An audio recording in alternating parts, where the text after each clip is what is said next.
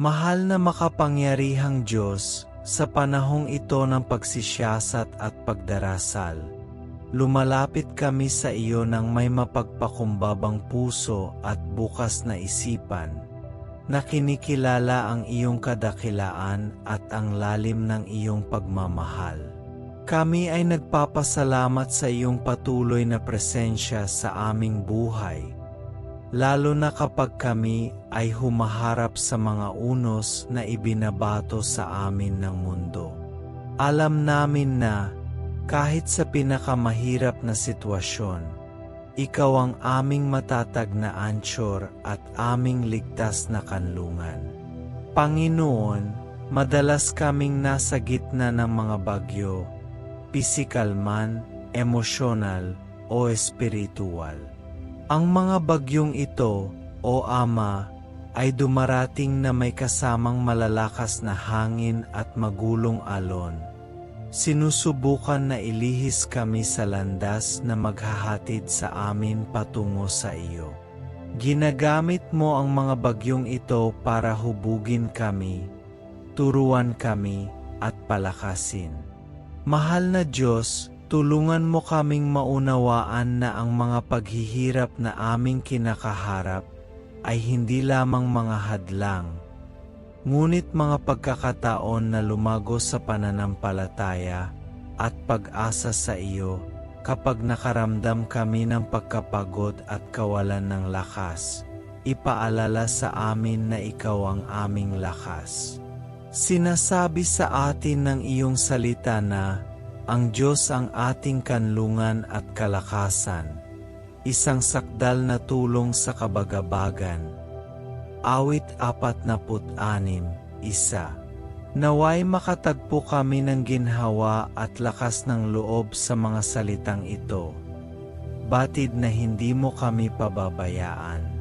Ama, hinihiling namin na, sa gitna ng mga unos ng buhay, lagi naming maramdaman ang iyong presensya. Naway ang bawat malakas na hangin na sumusubok na yumanig sa amin ay maging isang paalala na ikaw ang may kontrol, gumagabay sa bawat hakbang ng aming landas. Tinutulungan tayo nito na makakita sa kabila ng madilim na ulap at magtiwala na muling sisikat ang araw.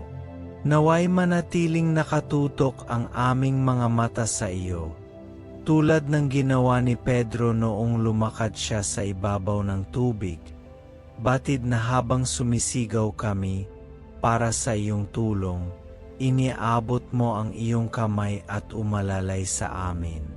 Panginoon, alam namin na ang mga bagyo ay hindi may iwasan at kadalasang hindi nahuhulaan. Gayunpaman, nagpapasalamat kami sa iyo dahil sa gitna nila, iyong inihahayag ang iyong katapatan at ang iyong kabutihan. Turuan mo kaming maging matatag, bumuo ng dinatitinag na espiritu, na kumakapit sa iyo sa lahat ng pagkakataon. Naway maging dalisay ang aming pananampalataya na parang ginto, dalisay at nagniningning, patotoo ng iyong gawain sa aming buhay.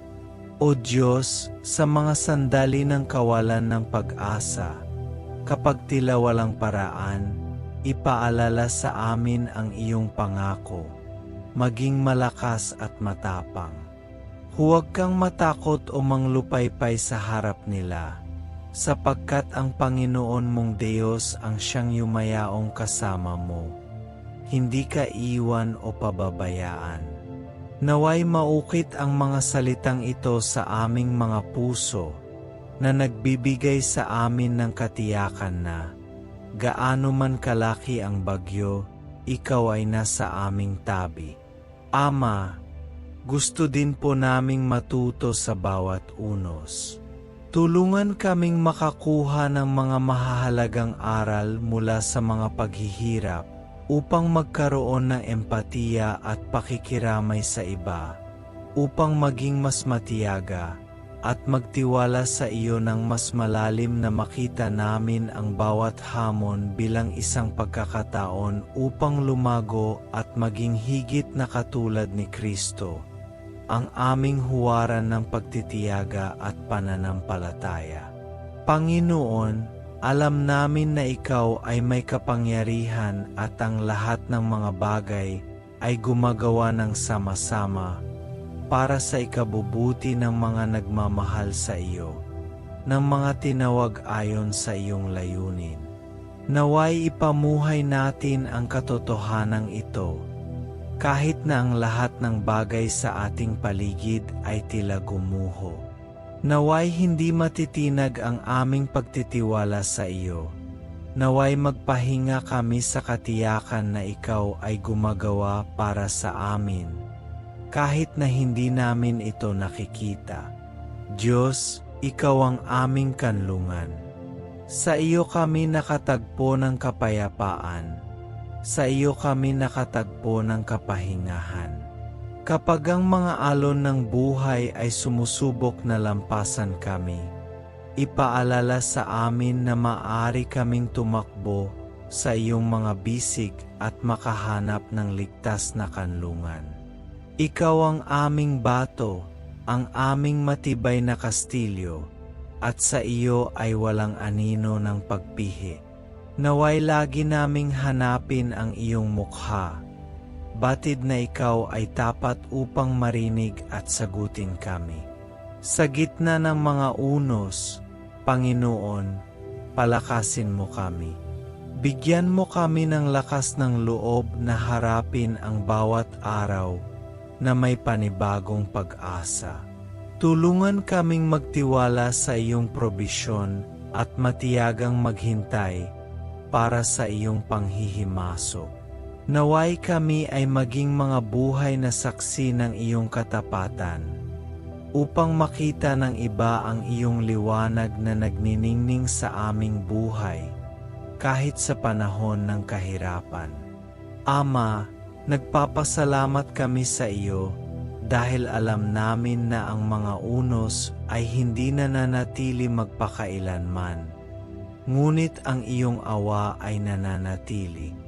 Kami ay nagpapasalamat sa iyo na pagkatapos ng bawat unos, iyong binabago kami, pinasisigla kami ng iyong biyaya at pagmamahal. Naway lagi naming tandaan na, kahit sa pinakamadilim na sitwasyon, ikaw ang liwanag na gumagabay sa amin, ang landas na magdadala sa amin pabalik sa ligtas na tahanan ng iyong presensya. Panginoon, naway mabuhay kami sa bawat araw na may pagtitiwala na ikaw ang aming patuloy na tulong, ang aming ligtas na suporta. Naway harapin namin ang bawat unos ng may katiyakan na, sa tulong mo, kami ay lalabas na mas malakas, mas matalino at mas malapit sa iyo. Maaring mag-alok. Nanatili kami sa iyong presensya, Diyos, nababaon sa iyong kapayapaan at puno ng pasasalamat sa iyong katapatan. Sa aming pagninilay-nilay sa iyong kapangyarihan at pag-ibig, naalala namin ang halimbawa ni Jesus, iyong anak, na lumalakad sa tubig sa gitna ng unos. Ang makapangyarihang larawang ito, O Diyos, ay nagdudulot sa atin ng kaaliwan at katiwasayan. Nang makita si Jesus na nagtatagumpay laban sa maligalig na tubig, naunawaan natin na ang nagbabanta sa atin ay nasa ilalim ng kanyang mga paa. Si Jesus ang may kapangyarihan sa lahat ng paghihirap at sa kanyang mga kamay, nawawalan ng lakas ang lahat ng bagyo. Panginoong Jesus, kung paanong lumakad ka sa tubig at pinatahimik ang hangin, hinihiling namin na lumakad ka na kasama namin sa aming mga personal na unos. Tulungan kaming tandaan na kahit na ang mga alon ay mataas at ang hangin ay malakas, ikaw ay mas dakila sa anumang hamon. Nangako ka na gagabayan kami sa mga paghihirap, hindi kinakailangang alisin ang mga ito. Ngunit bibigyan kami ng lakas at karunungan upang harapin ang mga ito. Naway magtiwala kami sa iyong perpektong plano, batid na ikaw ay laging nariyan, kahit na hindi ka namin nakikita o nararamdaman. Ama, ang aming pagtitiwala sa iyo ay mahalaga sa panahon ng mga pagsubok. Minsan ang mga unos ng buhay ay iniiwan kaming bulag at bingi sa iyong presensya. Gayunpaman, alam namin na hindi mo kami pinababayaan. Tinitiyak sa amin ng iyong salita na walang makapaghihiwalay sa atin sa pag-ibig ng Diyos na nasa kay Kristo Jesus, ating Panginoon. Naway panatilihin natin ang katotohanan ito sa ating mga puso, lalo na kapag napapaligiran tayo ng mga paghihirap. Tulungan kaming magtiwala sa iyong mga pangako, kahit na ang aming pananampalataya ay nasubok sa mga limitasyon nito. Panginoon, ito ay sa mga pagsubok na madalas naming mahanap ang pinakamalaking pagkakataon para sa paglago. Masakit man ang mga paghihirap, alam namin na bahagi ito ng iyong plano para hubugin at baguhin kami sa larawan ni Kristo.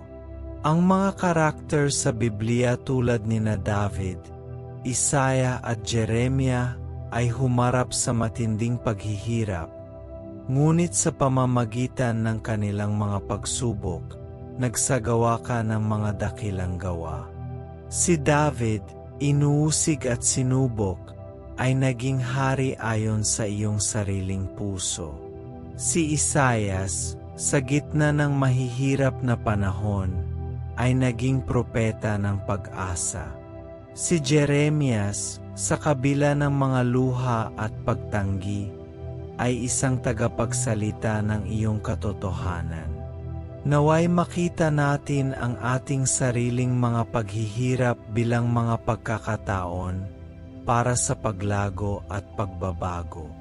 Ama, turuan mo kaming yakapin ang mga pagsubok ng may pananampalataya at katapangan. Naway makita namin ang bawat hamon bilang isang pagkakataon upang maging mature sa aming paglalakbay kasama ka. Nawa, kung paanong dinadalisay ng apoy ang ginto, ang ating pananampalataya ay maging dalisay at palakasin. Naway lumabas kami sa bawat unos na mas malakas, mas matatag at mas may tiwala sa iyong pagmamahal at kapangyarihan. Makapangyarihang Diyos, tandaan din namin na hindi kami nag-iisa sa aming mga pakikibaka. Kami ay bahagi ng isang komunidad ng mga mananampalataya na pinag-isa ng pag-ibig ni Kristo. Tulungan mo kaming suportahan ang bawat isa, pasanin ang mga pasanin ng bawat isa, at ipagdasal ang isa't isa sa oras ng pangangailangan.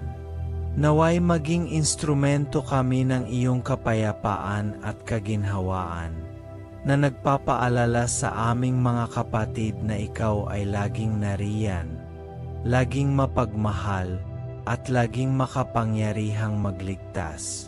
Ama, hinihiling namin na patuloy mong hubugin at baguhin kami sa mga pagsubok.